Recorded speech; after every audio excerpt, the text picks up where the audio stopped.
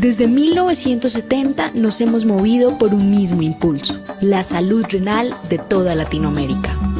Nos llenamos de orgullo con nuestros logros para construir la historia que nos identifica. Pero queremos que todos conozcan nuestra unión como región, para seguir sumando talentos y esfuerzos a nuestras raíces. Porque son nuestras raíces en cada país las que nos unen para ser como somos ahora. Presentamos SLAN, una sociedad para representar a todos los latinoamericanos, reuniéndolos desde el norte, pasando por las cordilleras y las playas hasta llegar a la Patagonia, para seguir cuidando su salud. Todos somos SLAN. Hola, buenas noches, buenas tardes a todos. Muchas gracias por estar conectados nuevamente a esta hora, nuestro horario habitual, cada 8 días, como es costumbre aquí en los miércoles son de SLAN. Bienvenidos sean todos a un nuevo webinario. Hoy, bueno, vamos a hablar de un tema bien interesante que nos compete a todos.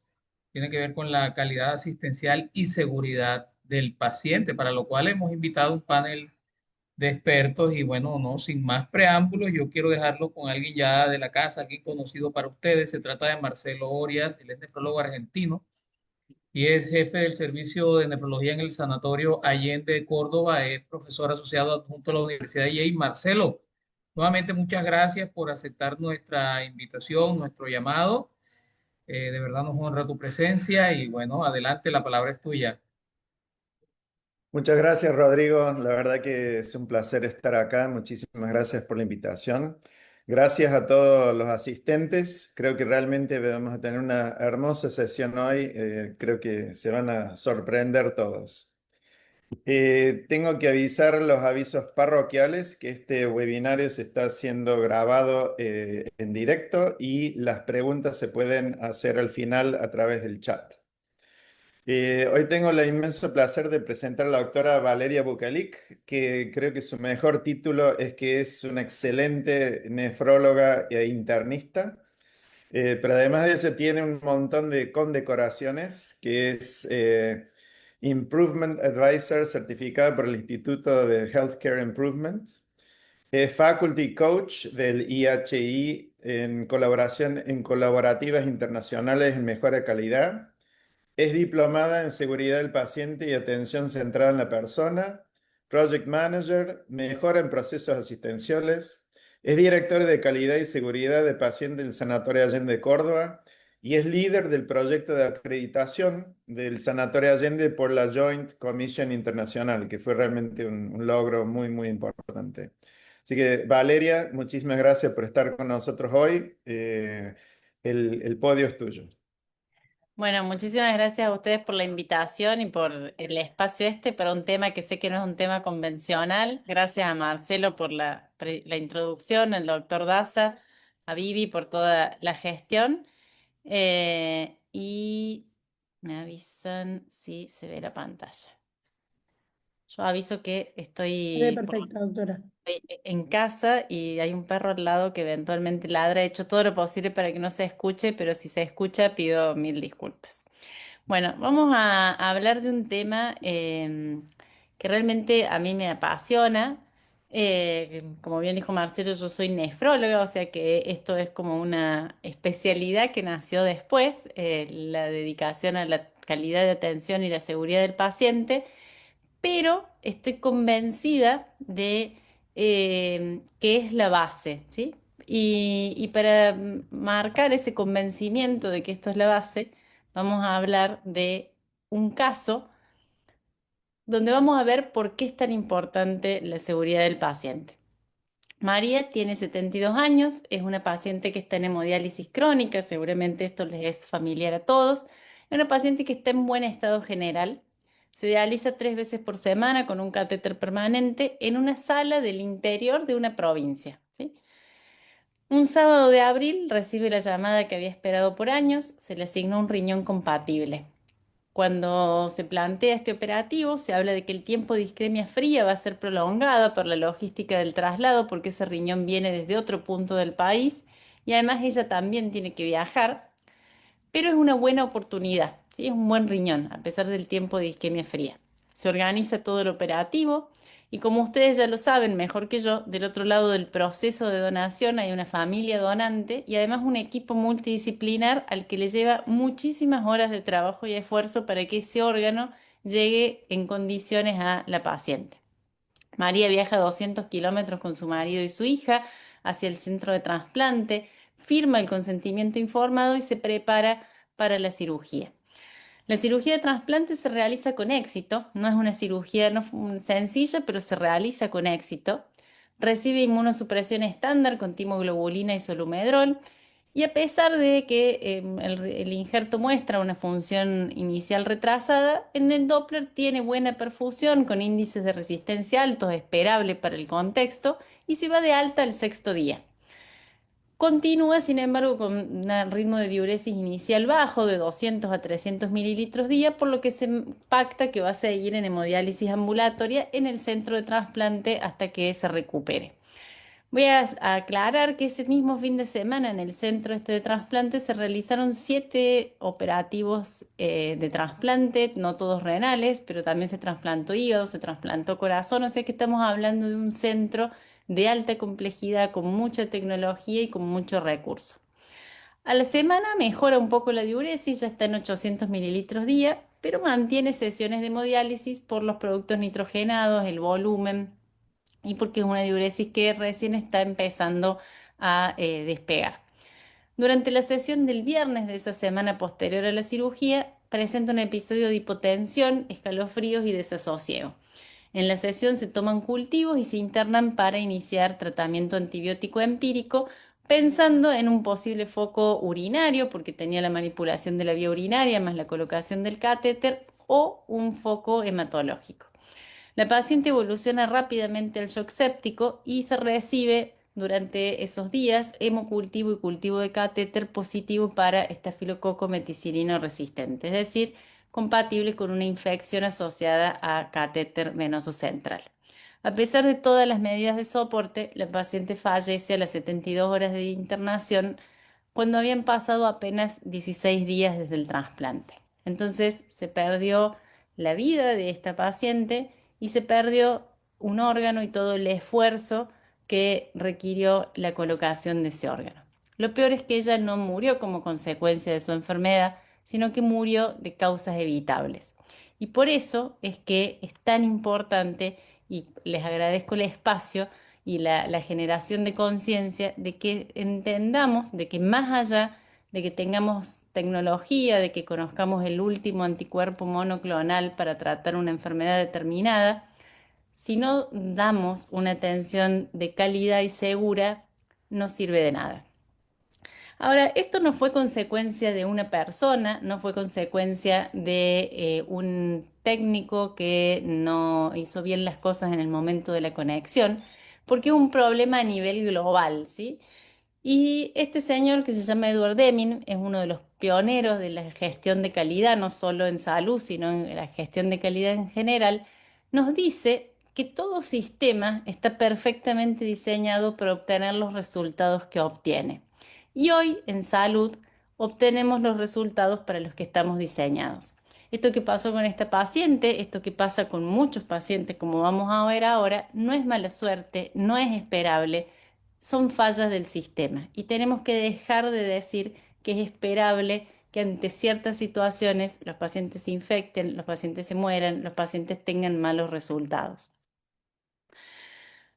A mí me gusta empezar definiendo qué es seguridad del paciente, porque suena a veces como un concepto abstracto, como si estuviéramos hablando de la paz mundial o de algo que es inalcanzable, una cosa utópica que es solo para algunos. Y en realidad la seguridad del paciente está completamente opuesta a decir que es algo abstracto, porque se define como actividades organizadas, ¿sí? Es decir, es acción. Esa acción que busca crear cultura, que es lo que estamos haciendo hoy a la noche, pero también busca crear procesos, procedimientos, comportamientos, tecnologías. La tecnología está siendo y va a ser una gran aliada de la seguridad del paciente y entornos que reduzcan de manera consistente y sostenible los riesgos, es decir, no los va a llevar a cero, no existe el riesgo cero lamentablemente, pero sí disminuyen la ocurrencia de daños evitables, como el de esta paciente, hacen que los errores sean menos probables y que si ocurren, el impacto sea menor. ¿Y de qué hablamos cuando hablamos de evento adverso? Es un incidente que resulta en daño al paciente, ¿sí? Un daño o una consecuencia adversa que no tiene que ver con el curso natural de su enfermedad. ¿Qué nos dice? ¿Cuál es la situación? ¿Por qué decimos que el sistema de la salud en el mundo está obteniendo los resultados para los que está diseñado?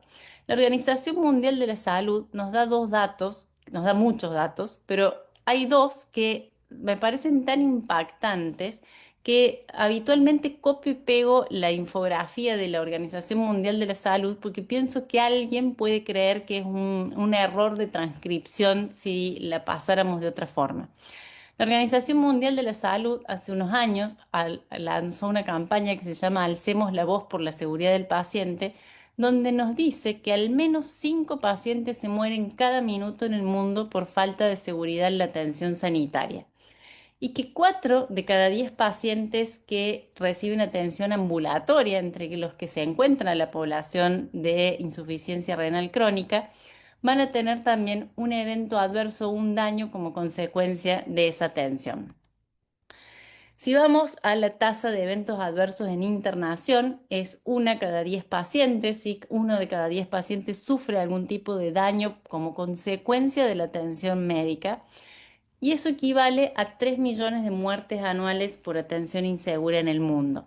Y si vamos a los países de medianos y bajos ingresos, eso se multiplica a 4 cada 100 muertes son por atención insegura, ¿sí? Entonces, la situación es crítica, tenemos un llamado urgente a la acción. Y además, lo peor es que el 50% de ese daño es prevenible. Es decir, que tenemos mucho, si vemos la parte, el vaso medio lleno, tenemos mucho campo para poder trabajar y para poder salir a revertir esta situación.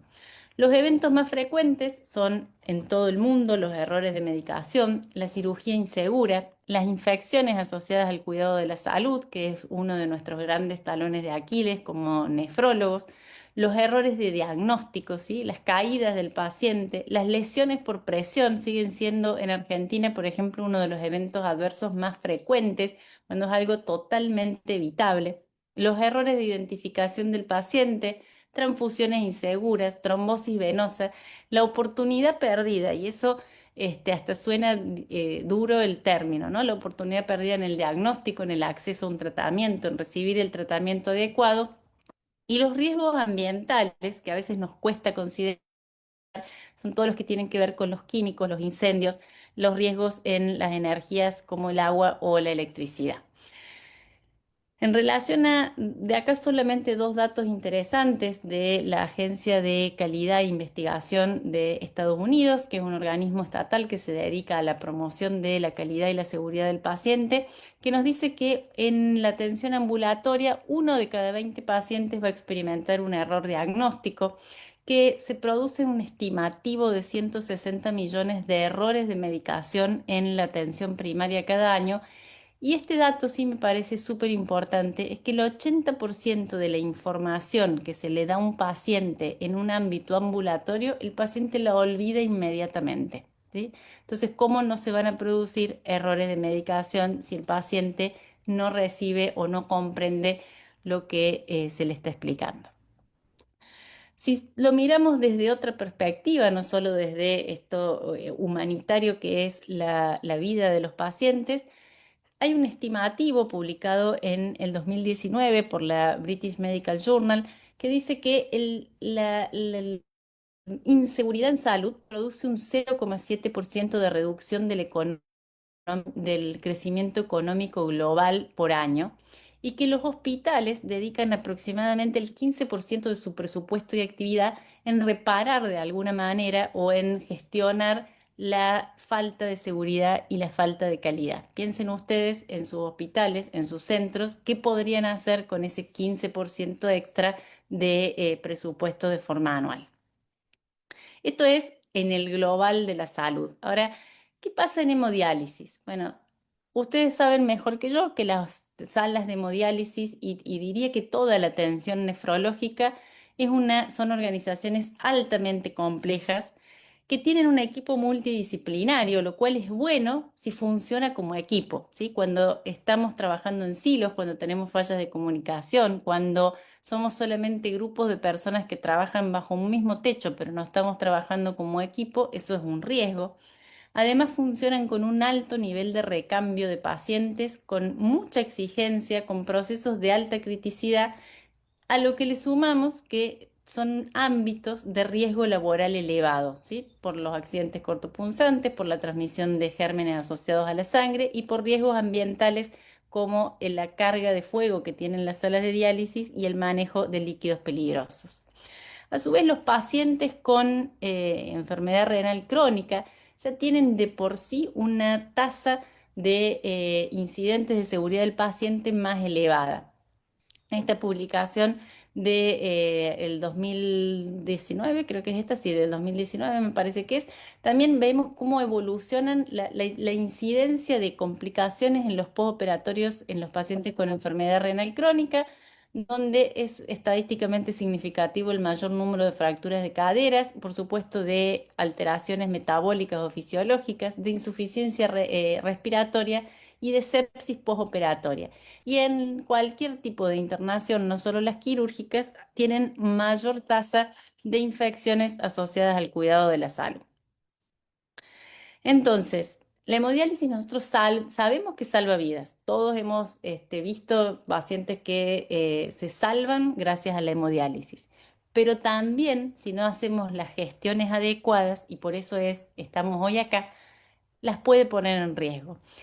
En este diagrama de Venn que vemos que tenemos tres situaciones. Uno son los riesgos evidentes de la hemodiálisis que todos los conocemos, que la mayoría de las entidades o las autoridades sanitarias de los gobiernos los regulan, que es los riesgos de contaminación del agua, el reuso de los dializadores, la desinfección de los equipos, medidas de prevención para transmisión de virus portados por la sangre y también los brotes de patógenos como enterococos resistentes u otros que son patógenos incluso raros vinculados a los sistemas de agua.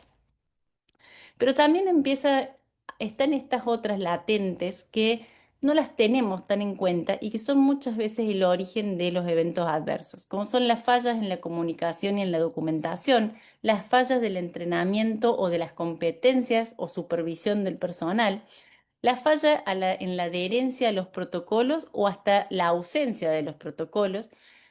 Dentro de esta misma línea, las brechas en la prevención y control de infecciones y fallas en los equipos y en la instalación. Y los eventos adversos no distan de la población general, agregándose sí los eventos relacionados al acceso vascular, dentro de esos la trombosis, el sangrado, la infiltración o la pérdida hemática a través de la línea. También los eventos relacionados al equipo, las caídas y por supuesto, como venimos diciendo desde el principio, las infecciones como talón de Aquiles.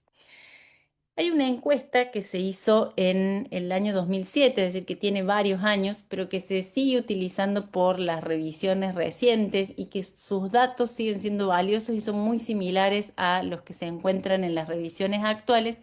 Es una encuesta de 1.143 pacientes y profesionales de nefrología de distintos roles que se hizo por la Asociación de Médicos Renales de Estados Unidos en busca de esto, ¿no? De mejorar la seguridad del paciente en la población renal.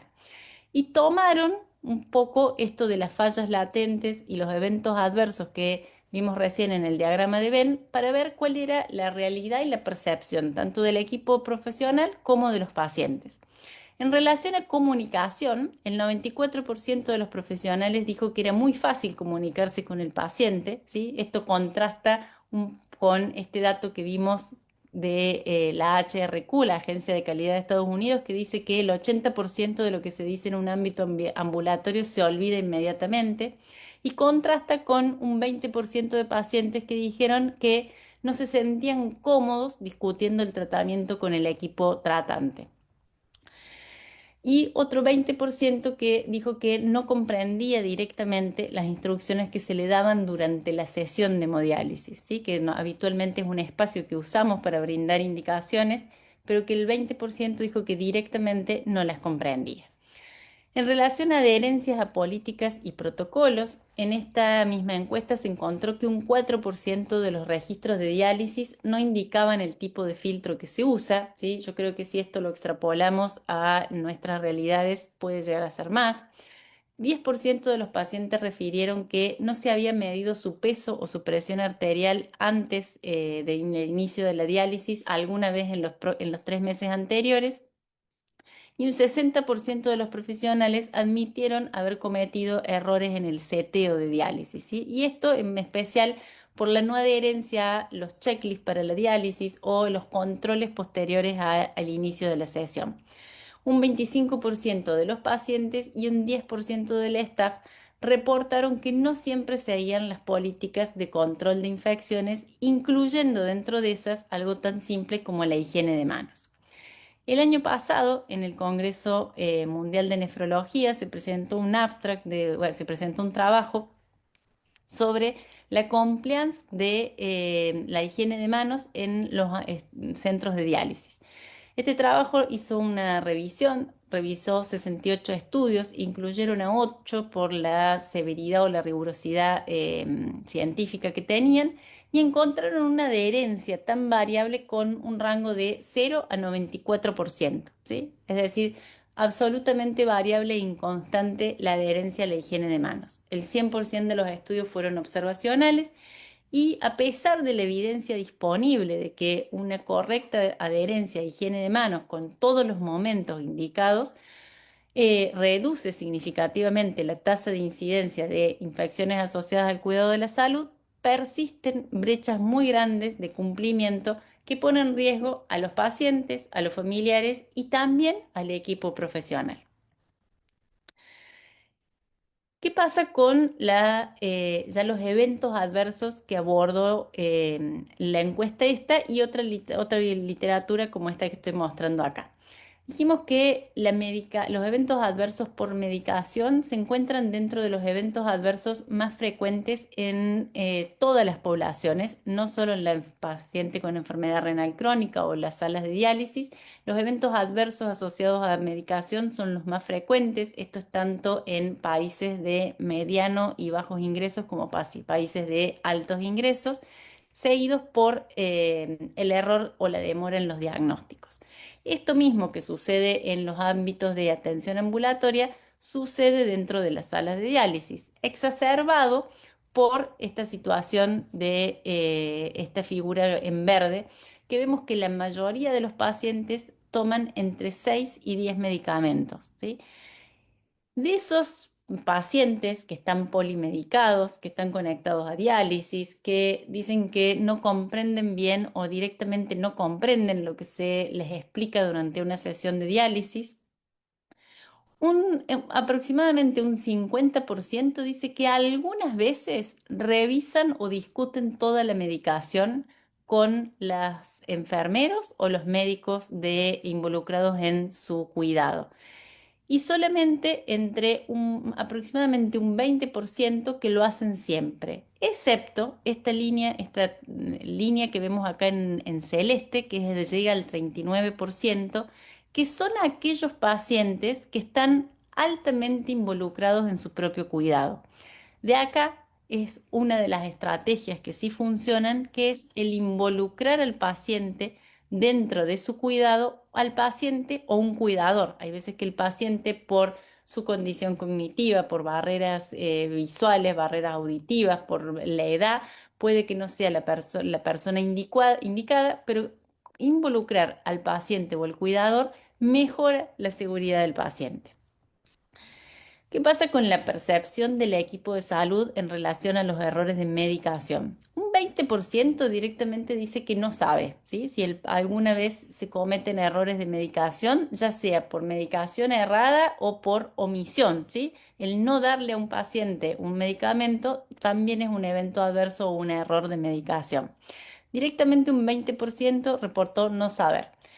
Y un 50% dice que rara vez un paciente no recibe las medicaciones o que se cometió un error en darle un medicamento equivocado a alguno de los pacientes. Posiblemente esta percepción o esta falta de información dista bastante de lo que sucede en realidad. Otro de los eventos adversos frecuentes para la población en diálisis, sin embargo no tan frecuente dentro de las salas, son las caídas. Los pacientes renales, ustedes saben mejor que yo, que tienen muchos predisponentes para las caídas. Entre esos, el primero es la edad, ¿sí? A mayor edad, los pacientes tienen más riesgo de caídas, pero ahí vamos a ver que hay mucha diferencia entre las caídas en población renal en diálisis que las caídas en pacientes de igual edad que no están en diálisis. Entre esos está la alta prevalencia de diabetes con toda su polineuropatía, la debilidad motora, mucha asociada a la sarcopenia y a la desnutrición, los medicamentos, muchos de los cuales producen alteraciones del equilibrio, las alteraciones visuales asociadas muchas a las enfermedades de base y el antecedente de tener caídas previas. Siempre el antecedente en un paciente de tener caídas previas es un factor de riesgo independiente para nuevas caídas. ¿Qué dicen los estudios? El 47% de los pacientes en hemodiálisis mayores de 65 años tuvieron al menos una caída en el año previo y de esas el 19% tuvieron heridas significativas.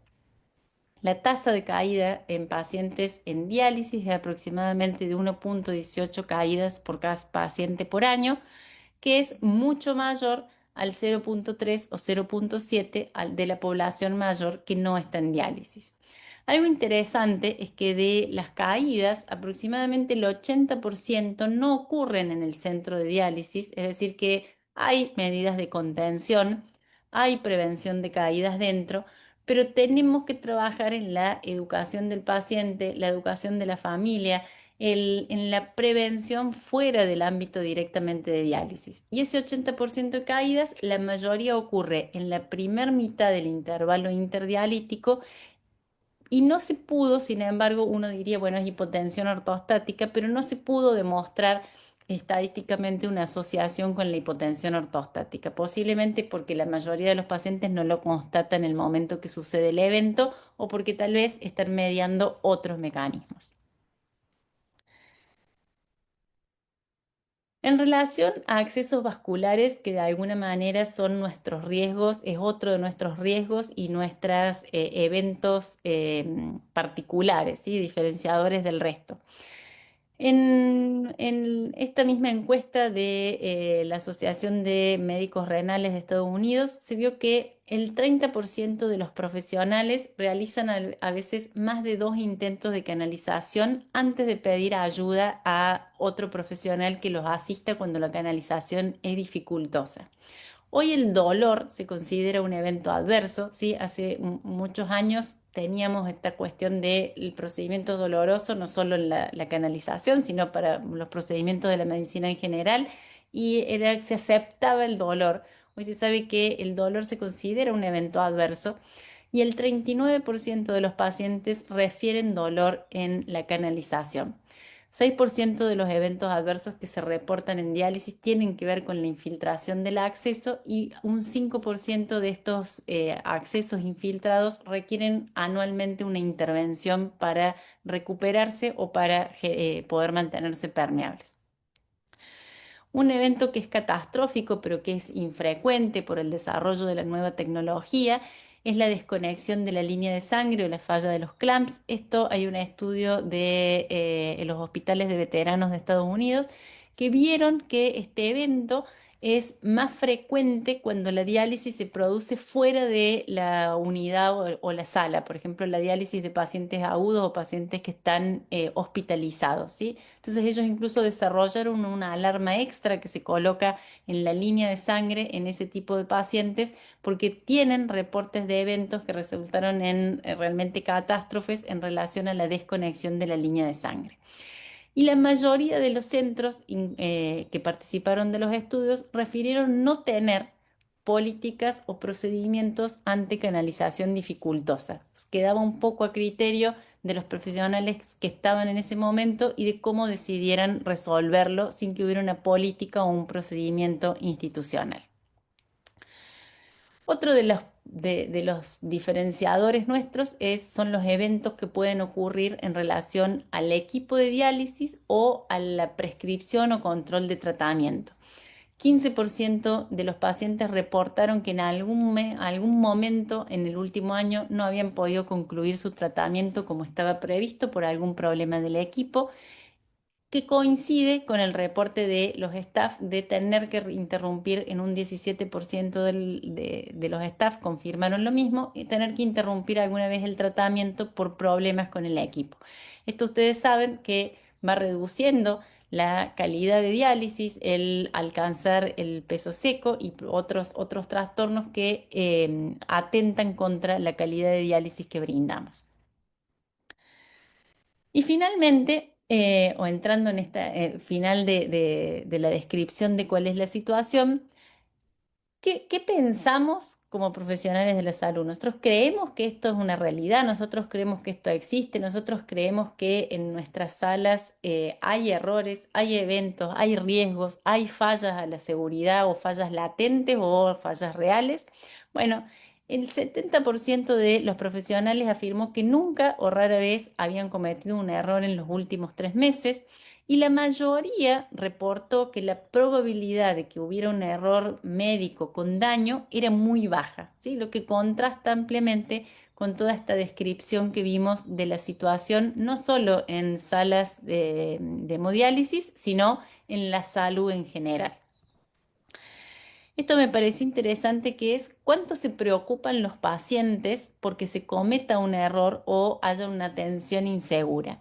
Bueno, los pacientes en general tienen mucha confianza en los equipos médicos y más de un 50% no tienen nunca preocupaciones. Un 36% dice que a veces y solo un 10% que siempre tiene una preocupación. Esta curva muestra que mientras más involucrado está el paciente con su cuidado, ¿sí? Que es esta columna, mientras más involucrado va a tener menos, menos temor de que ocurra un evento adverso, ¿sí? Porque el más involucrado participa en detectarlo, en gestionarlo, en pedir lo que se le tiene que dar en el momento que se le tiene que dar. Entonces, de nuevo, reforzamos esto de la importancia de involucrar al paciente en su cuidado. Ahora bien, dijimos que íbamos a ir del dato al impacto clínico, ¿sí? Que eso es lo que estamos buscando. O sea, sabemos que hay un problema. Lo importante es que en 1999 el Instituto de Medicina de Harvard, que es el IOM, fue el primero que levantó la mano, le puso números a este problema y dijo, comunidad médica mundial, tenemos un problema acá. Ahora, ¿qué necesitamos para mejorar eso? ¿No es cierto? ¿Qué necesitamos para mejorar la seguridad en diálisis y en atención ambulatoria? Necesitamos trabajar con un pilar importantísimo que es el liderazgo. Sin líderes que lleven, que se preocupen por la seguridad, que pongan a la calidad y a la seguridad como una prioridad estratégica, no vamos a tener seguridad. Y eso es tanto a nivel de las autoridades sanitarias, que son los que hacen las regulaciones, los incentivos, a nivel de capital humano dentro de los hospitales, esto de generar educación en calidad, en seguridad, en trabajo en equipo, en información, ¿sí? Y la información, cuando hablamos de información, hoy es hablar de datos, ¿sí? De tener indicadores, de tener números de cuáles son nuestros resultados, de cuáles son nuestros problemas y, como decíamos, involucrar al paciente, educarlo, empoderarlo, que tenga acceso a reportes, que tenga acceso a cuáles son los ideales que tiene que tener. Y por supuesto que para que el paciente pueda decidir y pueda estar involucrado, tiene que estar informado en términos y lenguajes y con los canales que el paciente efectivamente pueda comprender. Entonces, tenemos un problema, necesitamos liderazgo, necesitamos educación, necesitamos involucrarnos, y la buena noticia es que hay muchas estrategias que sí funcionan para reducir los eventos adversos y mejorar la seguridad adentro de las salas de diálisis. Lo primero son los bundles, yo voy a hablar solo de ejemplos, ¿no? Hay muchísimas estrategias y cosas que sí funcionan. Lo primero es involucrarse, es mirar el problema a los ojos, decir esto existe y lo vamos a trabajar. Los bundles de prevención. Hay muchísimo material totalmente gratuito, accesible del CDC, bajo esta premisa de Making Dialysis Safer, que tiene checklist de conexión, checklist de limpieza ambiental, checklist para auditoría dentro de las salas de diálisis, tener procesos de higiene ambiental y procesos de desinfección que se cumplan, porque vimos que una de las fallas latentes es la falta de adherencia a los procesos, pero los bundles de prevención pueden disminuir las infecciones de los pacientes que reciben en diálisis. Los estudios muestran que la aplicación de estos paquetes de medida logra una reducción de al menos un 40% los eventos infecciosos en pacientes en hemodiálisis. Entonces, hay estrategias que sí funcionan. ¿Qué más funciona? El crear cultura, ¿sí? Cultura de seguridad, cultura de personas que están pensando en riesgo y cultura que achate las estructuras jerárquicas. Las jerarquías y los roles, las disciplinas atentan muchas veces contra la cultura de seguridad. Nosotros necesitamos un equipo que se anime a hablar, que se anime a reportar los eventos adversos, no desde una estrategia o de una actitud punitiva, sino para que lo que pasó o que nos puede pasar no vuelva a pasar, no se concrete. Por supuesto, todos los checklists de procedimiento seguro o de cirugía segura. Nosotros no, la mayoría de nosotros no hacemos cirugía, pero sí muchos hacen procedimientos intervencionistas. Están las listas de verificación de cirugía segura de la OMS que aplican también a los procedimientos invasivos. La comunicación estandarizada. El 70% de los eventos adversos graves que se llaman centinela, que son aquellos que producen la muerte del paciente o la incapacidad, tienen su origen en fallas de la comunicación entre los profesionales de la salud. Entonces, herramientas de comunicación estandarizada que no tienen ningún costo, es simplemente aprender a utilizar una metodología de comunicación.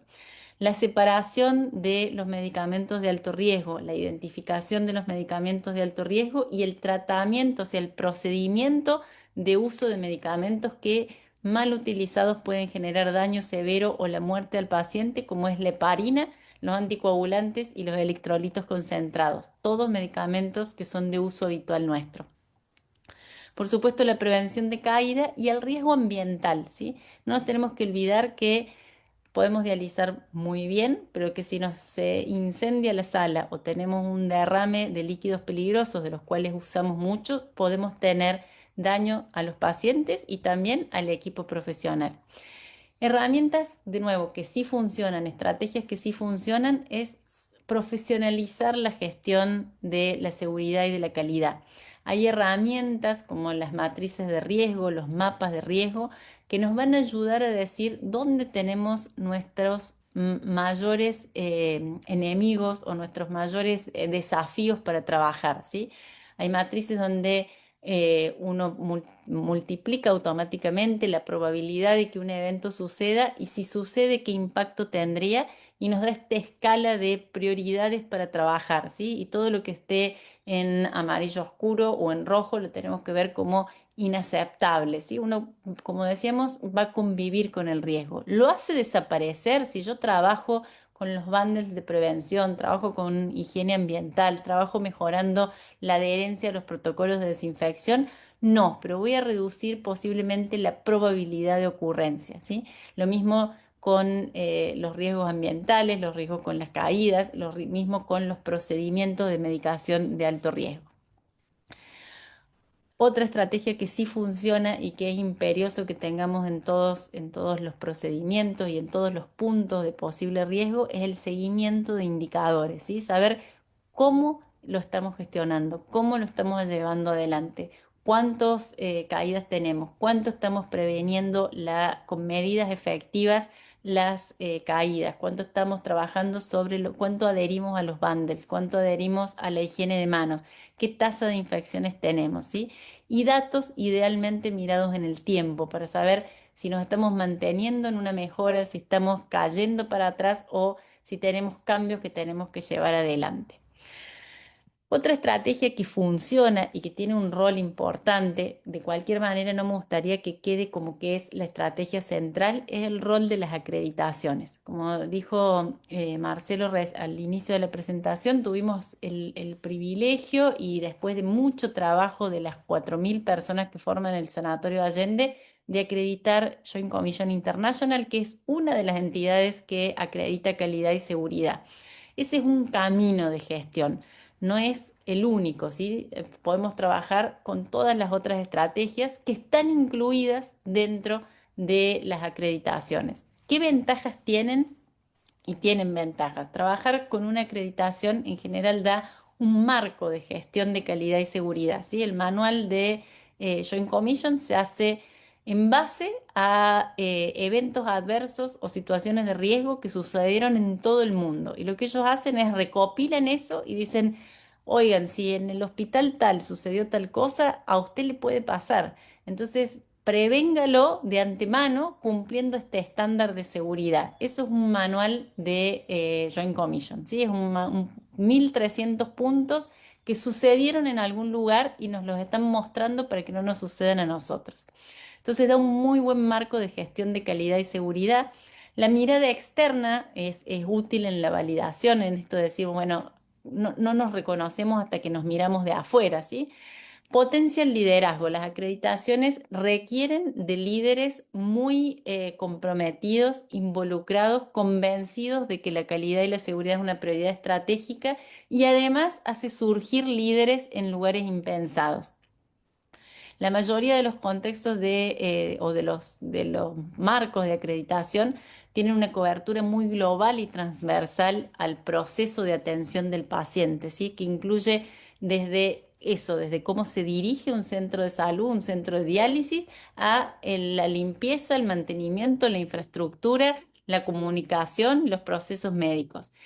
Y hay evidencia científica que dice que las acreditaciones mejoran los resultados clínicos para el paciente y que aumentan el trabajo en equipo y el sentido de pertenencia de los profesionales. No son procesos fáciles, son procesos que suelen ser complicados, pero que son un proceso de bien hecho y bien encarado, digamos, no por el sello, no por la medalla, son procesos que son realmente transformadores.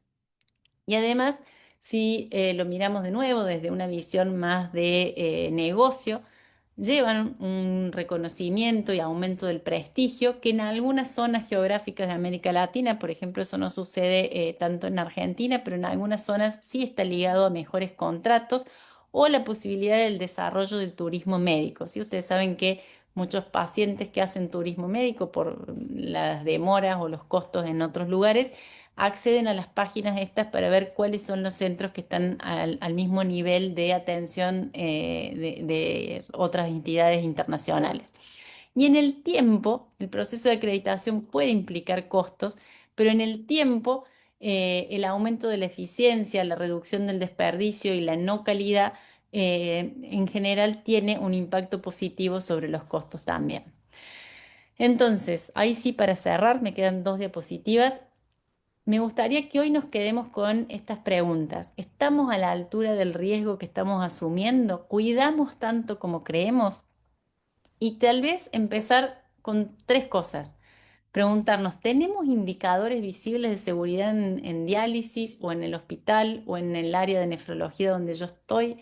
Si tenemos indicadores, ¿dónde? ¿Quién los ve? ¿Cómo los usamos? Y si no tenemos, pensemos a partir de mañana uno para construir. Analizamos eventos adversos. Cuando algo sucede, ¿lo naturalizamos o analizamos por qué pasó para enfocándonos, no de nuevo, no es cultura punitiva nunca, sino es cómo vamos a mejorar el sistema? Dejamos que todos se sientan avalados para hablar por el paciente, esta campaña de la OMS que dice levantemos la voz por el paciente. Nuestros pacientes conocen sus derechos, conocen sus riesgos, los escuchamos y generamos un entorno y un ambiente para que se sientan en condiciones de escuchar y puedan entender la información que se les da. Esto me parece también muy interesante, que esto que decíamos es un movimiento que crece. Si uno pone en PubMed seguridad del paciente en diálisis, vemos cómo en los últimos años crece exponencialmente el nivel de publicaciones, ¿sí? Entonces, la preocupación es real, la evidencia científica es real y estamos todos invitados a decir, bueno, ¿por dónde vamos a empezar mañana los que no estén empezados o cómo vamos a seguir trabajando los que ya lleven un camino en esto? El paciente en diálisis entonces es un paciente que tiene alta exposición, múltiples riesgos y por suerte muchas oportunidades para que reduzcamos los daños evitables. Y por la criticidad, la complejidad, la profundidad académica de lo que hacemos los nefrólogos, la comunidad nefrológica tiene que ser líder en calidad ambulatoria y para eso hay que incorporarla como parte de la práctica clínica, de la docencia, de las estructuras, de la cultura y no dejarla solamente al control externo en el que muchas veces nos apoyamos en estos controles de habilitación o de auditorías de autoridades sanitarias. Entonces, me encantaría que nos vayamos hoy con la inquietud esta de decir, ¿por dónde voy a empezar o voy a seguir mañana cuando llegue a mi centro, cuando llegue a mi hospital? Eso es todo, ahí tienen mi correo y muchísimas gracias por el tiempo.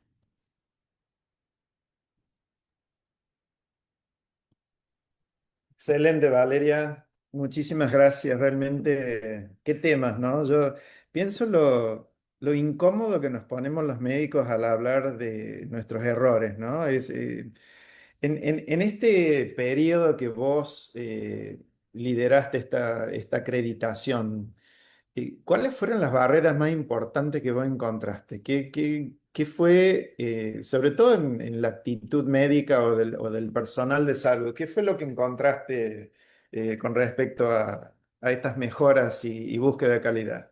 La barrera más importante yo creo que es justamente esta, ¿no? El no entender que es una prioridad, ¿sí?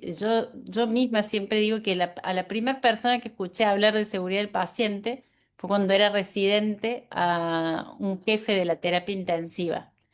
Y mi actitud en ese momento fue esto no es importante, hablemos del distrés respiratorio sin entender en ese momento, y creo que es lo que genera a veces la resistencia a trabajar en esto, que por más que tengamos el mejor tratamiento para el distrés respiratorio, si le provocamos una neumonía asociada a la ventilación mecánica, igual se va a morir. Entonces creo que no es una mala actitud o una mala predisposición de la comunidad médica ni de la comunidad profesional de salud, sino es a veces el no ver el caso, ¿no? Yo les digo, el no ver que es imperativo trabajar en eso y que no podemos disociar el conocimiento científico y académico de la calidad y de la seguridad. Hay una revisión y una posición sí, un establecimiento de posición de muchos países que se publicó también en la British, donde hablan de que acceso a salud sin calidad es igual de peligroso que no haya acceso, ¿no? Entonces, eh, creo que la principal barrera es esa, el que la gente lo tome como que es importante, como que es parte de mi trabajo, como que no es más, que no es otra cosa extra, ¿sí? No es un extra, tiene que ser lo que hacemos todos los días. Bueno, pueden ir preguntando ahí en el chat. Yo mientras tanto voy a seguir preguntando, ¿vale? ¿Qué medidas concretas podés encontrar en la sala de diálisis para disminuir las infecciones asociadas a catéter o de los accesos vasculares? Bueno, ahí y está bueno porque es un recurso gratuito que está todo esto de los checklists de conexión, de los checklists de inserción, de los checklists de mantenimiento de, el CDC, que además se acompañan de la evidencia científica seguido por el área de vigilancia del CDC de que efectivamente reduce las bacteriemias asociadas a catéter. Esas son estrategias que no tienen costo y que están hasta disponibles para bajarlas, uno las puede adaptar a sus salas. Y a aquellos que están en centros más grandes o que están asociados a un hospital, incorporación y la participación de los comités de prevención y control de infecciones, ¿no? O sea, el área de nefrología debiera estar muy en el radar de los comités de prevención y control de infecciones. Y los que no los tenemos, bueno, nosotros tenemos la suerte de que sí, pero los que no los tienen, hay herramientas, ¿no? O sea, están herramientas disponibles virtuales. Y la educación al paciente, ¿no? Esto se ve todo el tiempo. La educación al paciente es un imperativo para que el paciente sea un socio en esto del cuidado, tanto en el cuidado que va a tener con su acceso vascular en la casa, como de la exigencia que tiene con los profesionales, ¿no? Esto veíamos que mientras más involucrado estaba el paciente, menos veces no le tomaban la presión, menos veces no le controlaban el peso, tenían menos eventos adversos porque el paciente se hacía partícipe de eso, ¿no? Medidas como que obvio que lavarse las manos y demás, pero otras tipo, hace falta guantes estériles para la conexión, hay que usar alguna solución para dolor que en una de esas aumenta la cantidad de infecciones, los catéteres hay que conectarlos de a dos, o sea, Bueno, un poco es eso, ¿no? El decir, bueno, consensuamos un protocolo, en este caso, lo da una autoridad mundial en infectología, pero puede ser un protocolo consensuado con los profesionales del equipo basado en evidencia y ese protocolo se sigue, ¿sí? Se sigue y de ahí también la importancia de tener datos, desde tanto de la adherencia al protocolo como nuestra tasa o nuestra frecuencia de infecciones adentro de un lugar para yo saber si ese protocolo es efectivo, ¿no? O sea, lo último que debería hacer es una percepción, tanto de percepción de que efectivamente lo estamos adhiriendo y de que efectivamente el protocolo es efectivo o no, ¿sí? Entonces, consensuar un protocolo que se adapte al medio donde está cada uno basado en evidencia científica. Esto es lo mismo que cualquier otro estudio que hacemos en las otras áreas de la nefrología, de las glomerulonepatías, la indicación de un inmunosupresor, basado en evidencia científica, adaptable al lugar en donde estamos, y de ahí medir la adherencia y medir las infecciones. excelente, vale.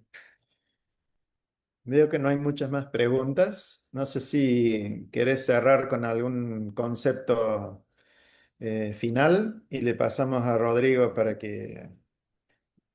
Bueno, un poco lo que decía, primero de nuevo agradecer el espacio, creo que es súper importante que en entornos de discusión académica se tomen estos temas, que se entiende que hay una ciencia todo por detrás de la seguridad del paciente que tiene evidencia científica. Yo creo que a los médicos nos encanta la palabra, el conjunto de palabras evidencia científica, ¿no? Entonces decimos, ¿tiene evidencia científica? Eh, sí, sí tiene evidencia científica. Los datos demuestran que disminuye la mortalidad, que mejora la experiencia y que disminuye los costos a la larga, ¿sí? Entonces, agradecer el espacio y instarlos a todos a esto, decir, bueno, ¿cómo estamos?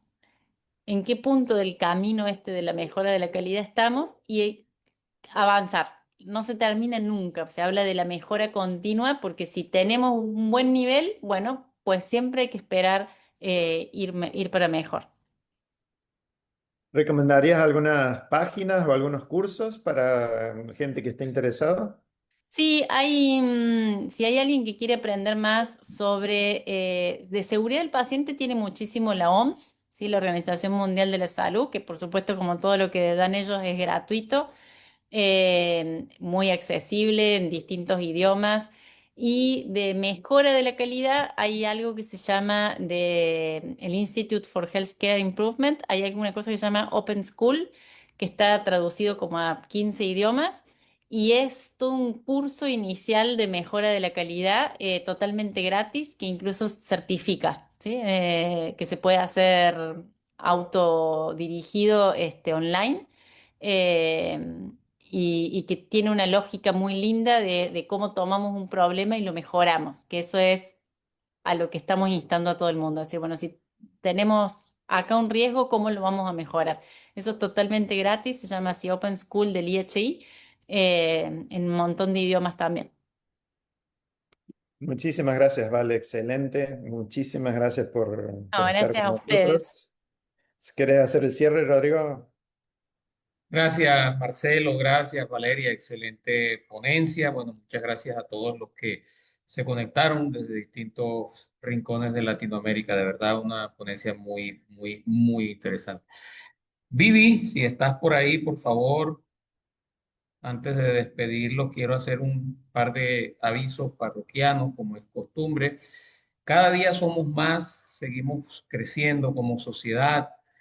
Hemos avanzado mucho en nuestra cantidad de asociados y es por eso que hemos decidido sostener precios del año pasado. Recuerda que para mayor información puedes consultar en info@slam.net.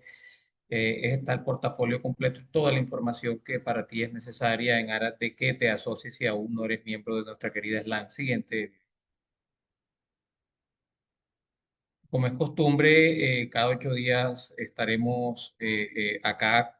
Para el próximo miércoles tenemos un espacio reservado para pacientes, ¿no? Estaremos en un trabajo colaborativo con Clyde Cobb, donde estaremos recibiendo testimonios de pacientes trasplantados con la moderación del doctor Alejandro Ferreiro, ¿no? Entonces, estén muy atentos porque creo que es una buena oportunidad para interactuar con los pacientes, ver la otra óptica, la otra cara de la moneda, ¿no? Entonces, recuerden estar muy puntual en 8 días. Siguiente. Estos son nuestros precios para la inscripción a nuestro congreso que ya se acerca. Cada día está más cerca nuestro magno evento que se realizará del 27 al 30 de agosto en Guayaquil, Ecuador. Entonces, agéndese y estén muy pendientes a estos valores porque entre más pronto lo hagan, pues van a obtener un mayor beneficio. Y si quieres obtener más información, escanea este código QR para que veas todos los detalles relacionados con nuestro congreso que ya se acerca. Siguiente. Y bueno, darle las gracias. En 8 días nos vemos. Felicidades, Valeria. Felicidades, Marcelo. Muchas gracias. Y bueno, hasta una próxima oportunidad. Chao, chao. Gracias. Felicidades, Gracias, doctores. Rodrigo, Muchas Vivi. gracias. Gracias a todos.